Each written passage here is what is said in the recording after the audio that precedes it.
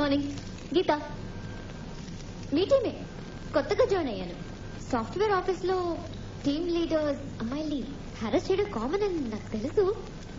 కానీ అందరూ చెప్పారు మీరు చాలా డీసెంట్ అని, సిన్సియర్ అని, అమ్మాయిల్ని కనీసం కన్నకన్నా చూడరని. వాళ్ళు చెప్పారని కాదు, నేను చూడగానే అనుకున్నా మీరు పర్ఫెక్ట్ గా.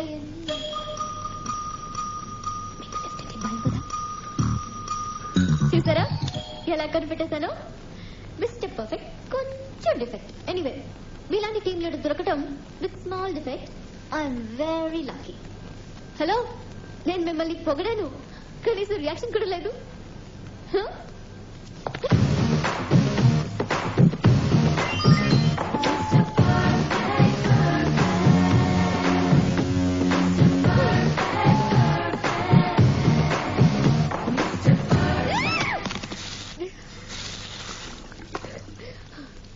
శాంతి, ఏంటి? ఆర్య నాకు ముద్దు పెట్టాడు. ఇంకా హక్ చేసుకున్నారా? ఐ లవ్ యూ చెప్పారా? నీకు కామెడీగా ఉందా? ఫస్ట్ టైం ఆర్యని చూసినప్పుడు నాకు కూడా అలాగే అనిపించింది. ముద్దు పెట్టినట్టు, హక్ చేసుకున్నట్లు. నాకే కాదు, ఆర్యని చూస్తే ఎవరికైనా అలాగే అనిపిస్తుంది. ఏ గీత కూడా ఆర్యకి ఫ్లాట్ అయిపోయిందంట. లేదు శాంతి, నిజంగా ఆర్య ముద్దు పెట్టాడు.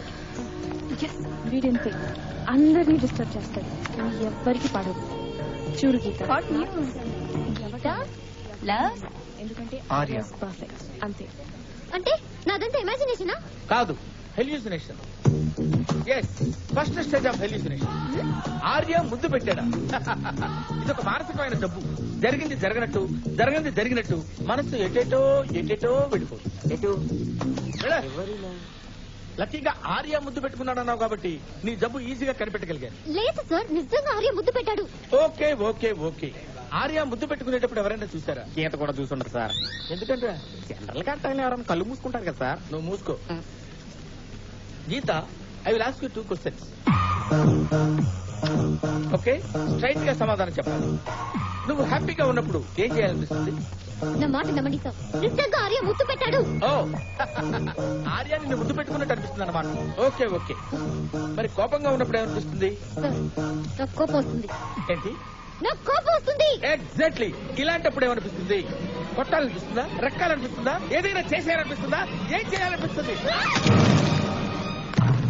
సెల్ ఫోన్ బద్దలు కొట్టాలనిపిస్తుంది అనుకోండి సార్. నీది 9th ఫ్లోర్ కదా? అవును సార్. వెళ్తూ